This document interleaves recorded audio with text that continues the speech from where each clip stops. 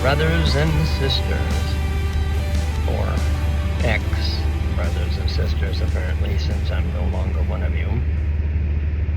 Still doesn't change the fact that we're brothers and sisters, is it?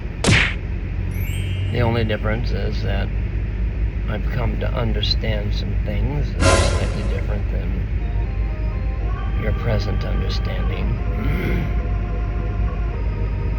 And that's why I'm here. I'd like to bring a few things to your attention.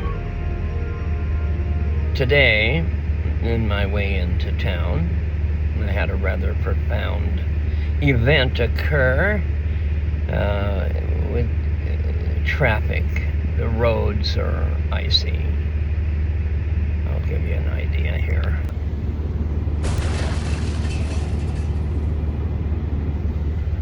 So they give you an idea what the roads are like.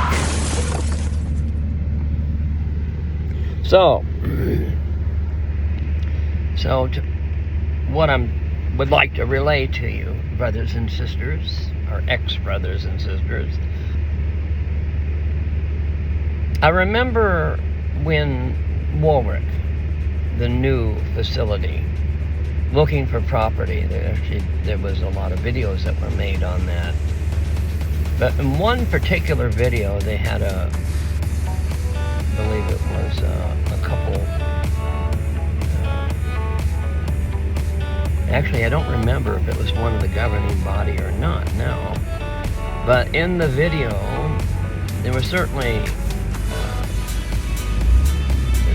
the brothers that were responsible for, a lot of the managerial aspects of bringing everything together for the new construction site and buying the land, and the story about some of the goings-ons that were occurring at the time. And there was something brought out where it was said that you said, the organization, God's organization, said that they could see that Yahweh's hand was operating in the process. Now, which shows that different ones in the organization, and I'm sure many of you have probably had circumstances in which you feel that, or you have felt that God's operation was involved in whatever occurred.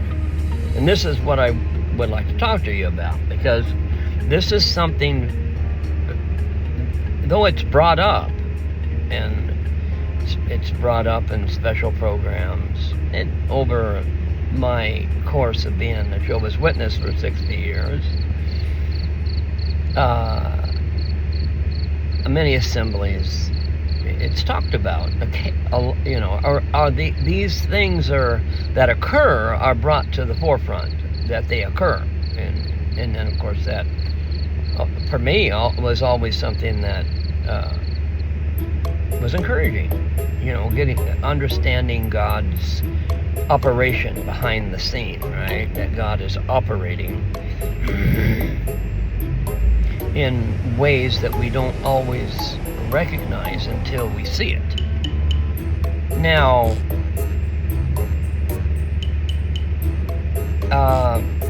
so this is well known.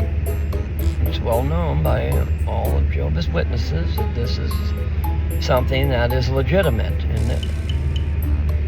but we don't get, even in, well, before I go on, even in the meetings, you hear examples and stories in the biblical account of this type of thing also. So it goes beyond saying that God operates in many ways. So now, but we don't have a lot of information on it, or do we? Now, as a Jehovah's Witness for 60 years, I've heard those accounts, but no one ever explained in any sort of detail information on those. In fact, quite the opposite happens, because it's been my experience. Anytime that I have relayed an event that appears to have similar properties, it's been rejected by various individuals. A lot, within the organization. Right? Now, some of that has to do with the degree of the spiritual nature of the person, right? They're just, you tell them something profound, and if they can't relate to it, or they've never experienced it, or depending on where they are in their personal development, it's easy just to run off and say, well, those are omens, the devil, some sort of thing to deceive you. But Witnesses, as the organization, talks about these things all the time, a great deal of time, but never in any real detail. Now, do you remember in the Bible where it talked about the Jewish people being entrusted with the oracles of God? Paul, every advantage. Well, the Jewish people have information about these things, a great deal of information. It is normal, it's quite normal within their thinking, these things that occur, whatever they might be. And they're very well understood in great detail. So my objective on this beautiful field service sort of day is to try to help you, brothers and sisters, not criticize what you're doing, not at all. Because, again, I know that you love God in the way you love God. But unfortunately, you also reject anyone else that has anything to add, as if it's an omen or something from the devil. Well, in fact, the society openly, it says, hey, we do not tell you what to think. Yet, my experience with all of the brothers and sisters that I've known over my entire life is that I have to think exactly like the next brother and sister, and the next one, and the next. When did that become a standard for a relationship with God? That every person has to say exactly the same things. So I listen to the assemblies and the examples of supernatural activity, and then everybody blindly accepts that. But what if a guy like me comes around and says, hey, look, one time I was out in the Pacific Ocean. I brought a sailboat up during February off of the California-Oregon coast. Very rough period of time to bring a boat. A storm hit the coast that was 120 mile an hour wind. I was right on the leading edge of that storm. Got out around Point Arena with the boat. Should have been calm weather, but it went from it went from it was supposed to be light to variable. I was looking for a window, right, to move the boat up the coastline, and I waited in Bodega Bay. I think it was Bodega Bay, just above San Francisco. There's on the north side, San Francisco. I think it's called Mega Bay. It's been years ago now.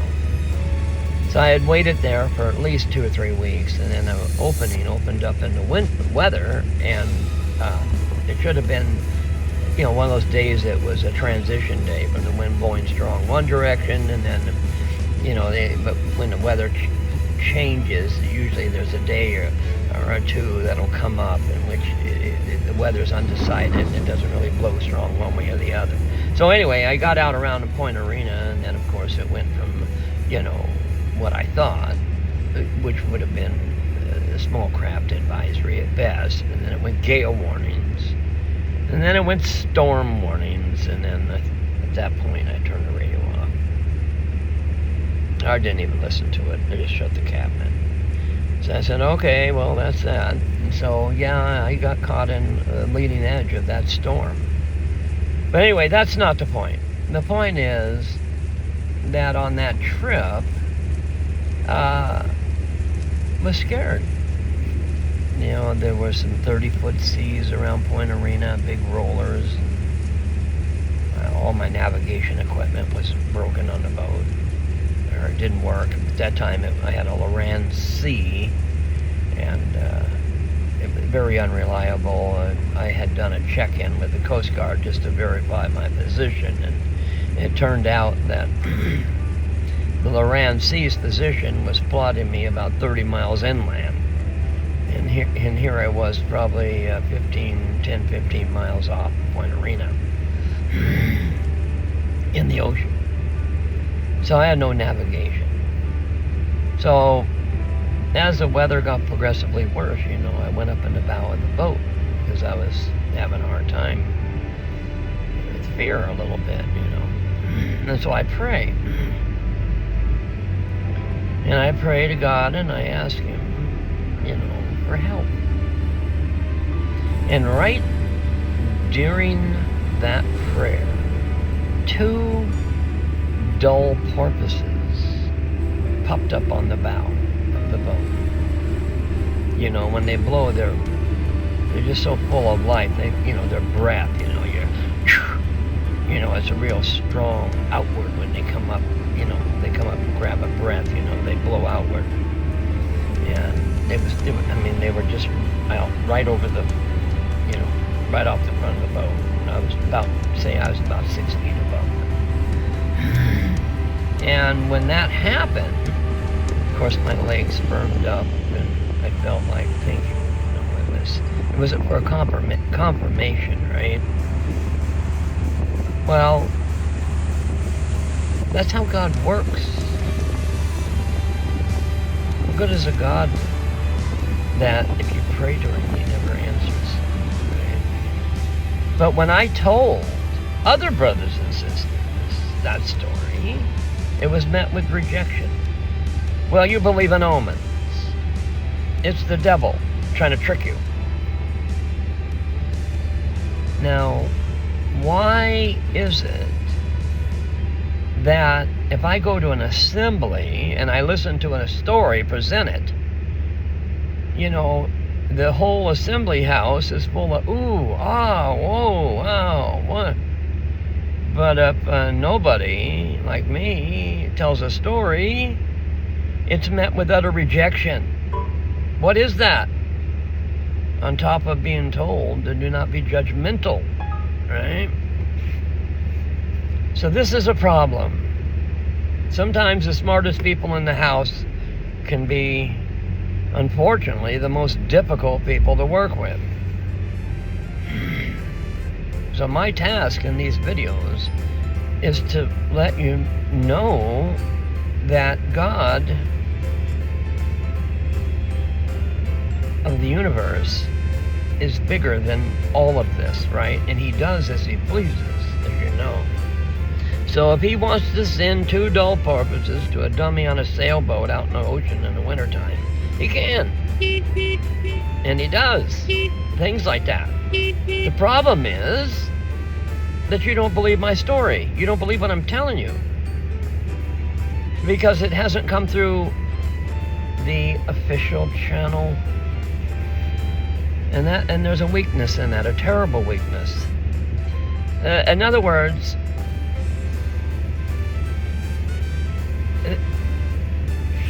there is information that exists, spiritual writings that can be proven that they are clearly full of God's activities. The Zohar, the Talmudic writings, Talmud, the Kabbalah, but that'll all be rejected. So what good does that do you if you have that attitude? Well, yeah, it'll protect you. Yeah, right. It'll protect you from some guy with a beard and yellow glasses trying to deceive you, right? But it also insulates you from God. It's a something that's dividing you off of your relationship. In other words, you end up in a situation in which you can only think what someone else says, and you only go to one source because you trust it. Understandable, totally understandable. That's understandable. The fact that you only want to go to jdub.org for your information, I can understand that. But if I look at the behavior of the governing body, they don't do that. The governing body uses the Talmud, the Zohar, the Gemara, the Mishnah.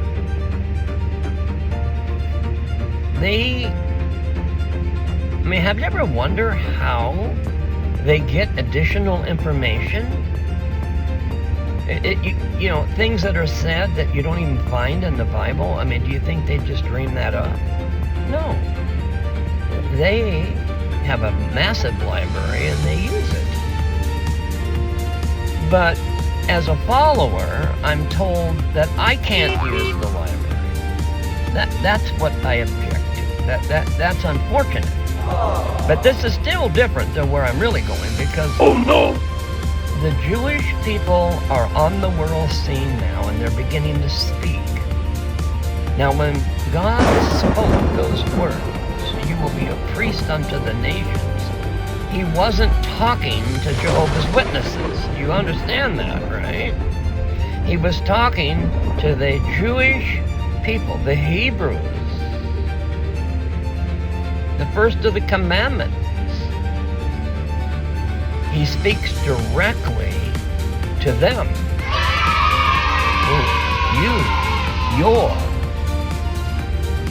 I am your God.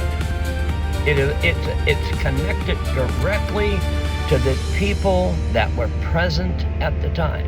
The people I rescued out of Egypt. That is not Jehovah's Witnesses. I'm sorry. It's not. And you're going to have to learn this somehow. Now, this has nothing to do with questioning your love for God. Clearly, you love God. I know you do. Every one of you. But it's wrong. Like I sat in on a meeting the other night with my wife, right? And I just, to help me learn to cope with it. Something that I heard, a story from the Baal Shem Tov about how to see people, right? And my objective of these videos that I'm going to be doing is not to criticize you.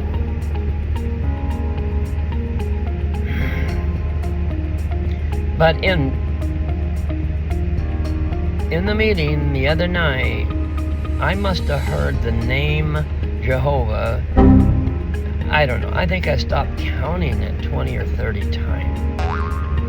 And I'm sitting there, listening to that and thinking, now, at the time when those events occurred, was anybody even using the name Jehovah? No.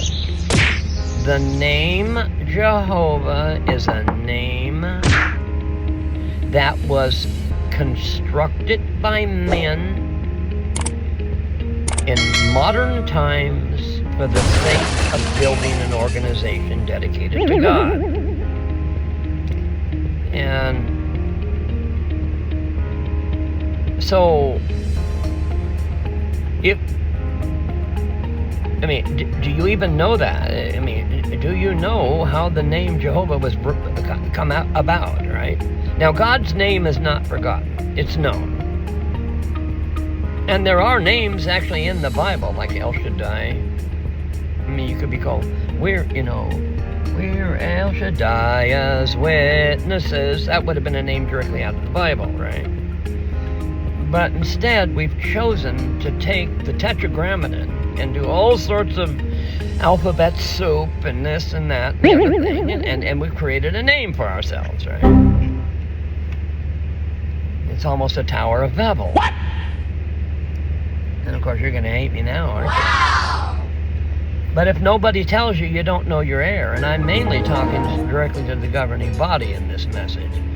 Because those people, Brother Lett, Brother Loge, Herd, Moores, all the Cook, those are God's people.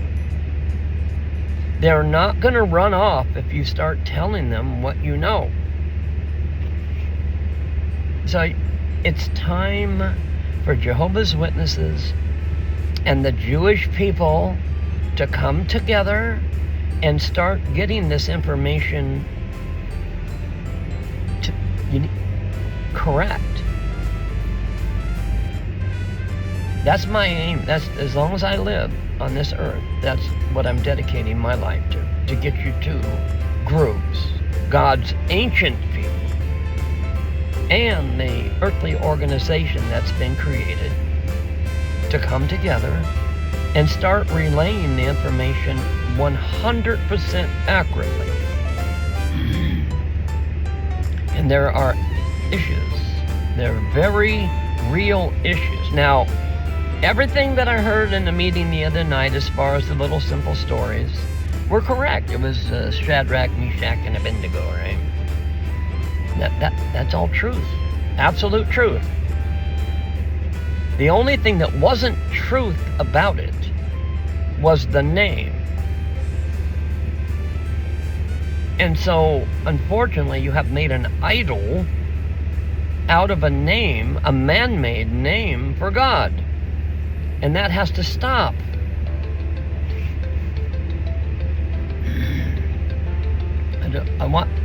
Have you ever wondered why the Jews call God Hashem or Shaddai? The word Hashem means the name. It's not a name. It is a description. It's a description of the name. Hashem means the name. But what my poor brothers and sisters, what's happening is you're claiming that Jehovah is God's name. And it is not. And you're going to have to learn this, whether or not it's from me or when the pure language comes. You'll know it then. Actually, you've already been told you're going to get a new name, which is odd. You know what I mean? So we're calling God this, but we're also we know we're going to get a new name. So what is that? So anyway, unfortunately, Jehovah's Witnesses, as much as they love God and they're a kind and gentle people, they're not perfect, but you're certainly not like mainstream Christianity, what that produced. But on the other hand, why not just get this stuff right? If you're going to go through all that effort, why don't you get everything right? Adjust into the proper understanding. Many adjustments have been made over time. I don't think the brothers and sisters are going to run off and abandon God because somebody said, the governing body said, we've done a lot of thinking, we've investigated, and I think we're in error on the name. Let's readjust the name, right? Because everybody loves the name. You ought to hear my wife. She goes on and on about the name. I love that name.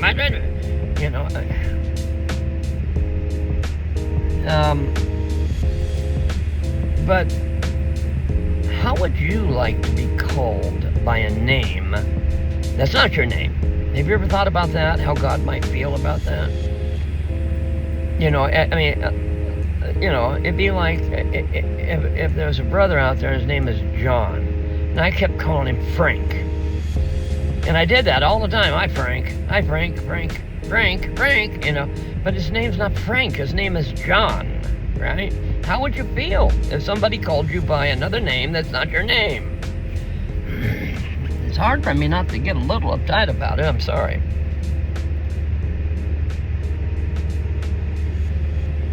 Had this faithful and discreet slave, at the time when the name had just named the organization El Shaddai, for example, I would not, would have taken away all this.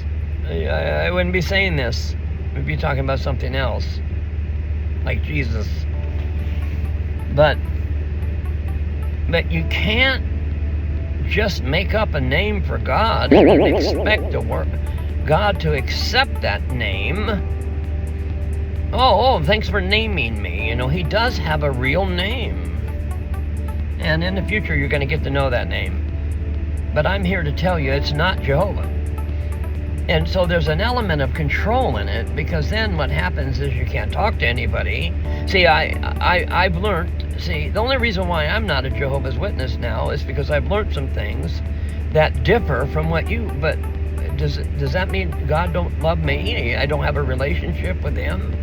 Am I out because I refuse to call him by a name that isn't really his? Because that'll get you disassociated, right? If you don't accept that man-made 20th century creation as God's name, you can't be a witness. So I'm here to prick your conscience and tell you that you're making an idol out of the name in itself. You're making an idol out of the very name you created. And there's no nice way to tell you. I have to say this or you haven't been told, right? So anyway, anytime, but it's not just the name, it's anything. If it's brought forth and it differs from another person's thinking, it's also wrong.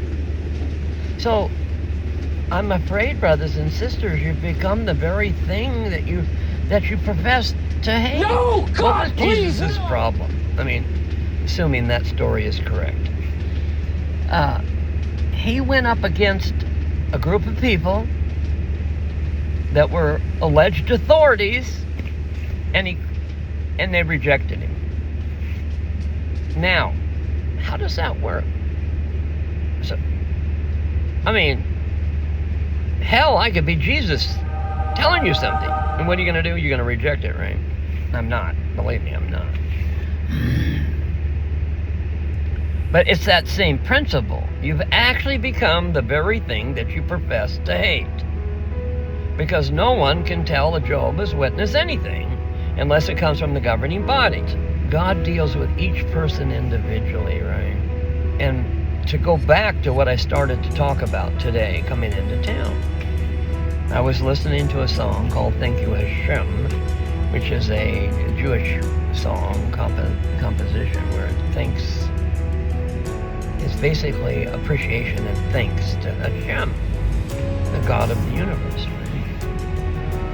And a funny light, I was actually not going very fast, because in this weather you have to be careful. But it was on a downhill, and the funny light, it flipped and couldn't stop. I went right through the busiest intersection in town. And with Thank You Hashem playing in the background. And it was just absolutely, it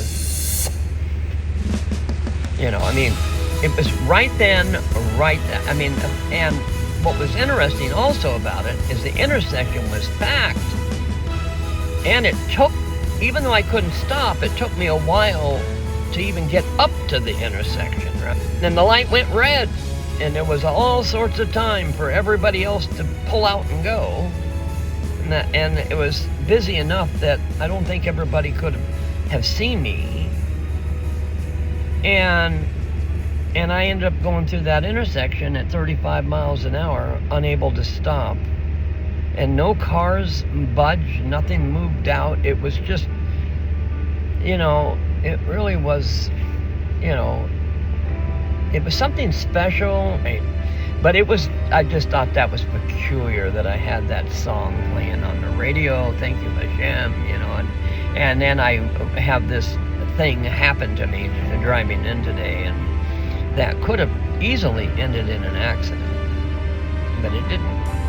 Had anybody else emerged into that, and there was ample of opportunity for people to do that, I would have been involved in a wreck.